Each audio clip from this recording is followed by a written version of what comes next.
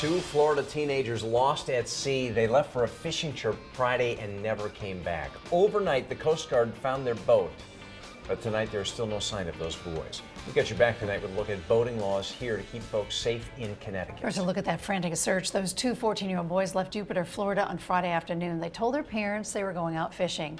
Instead, posting on social media, they were heading to the Bahamas. Overnight, the Coast Guard found their boat. We're getting the first look at that. Capsized 67 miles off the coast of Florida. Their parents, though, are holding out hope.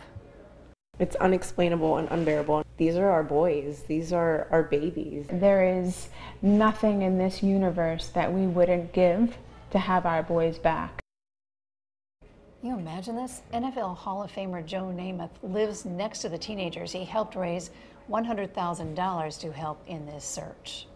Seems young kids to be out on a boat, so we did some digging on how to stay safe when you're out there. News 8's Renee Chmiel live in New Haven tonight with a look at the laws here and how you can keep your kids safe on the water this summer. Renee?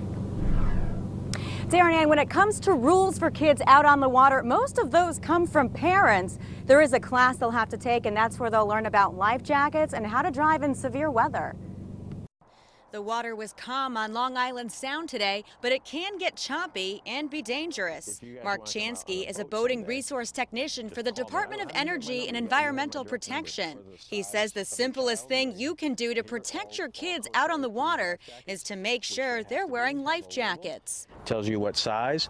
When you put this on, they should be snug, they shouldn't be loose, and you shouldn't be able to raise the life jacket more than an inch or two off the shoulders. And if your child is under age 13, wearing one of these is the law. Though Chansky recommends that everyone wear them and that parents set an example. You know, you don't have to wear the big, bulky, old-style life jacket anymore. You know, you could wear something like this. When it comes to driving boats, kids under age 12 can't go out by themselves. Older kids can, as long as they have a boating certification, which adults need too. And it's up to parents to decide what kind of boat kids can drive and how far they can go. Stephen Perrone teaches the 7-hour certification courses, which are aimed at giving kids and their parents a respect for the water. Understand what your child is capable of doing out there and how much you want him out on that water without an adult supervision.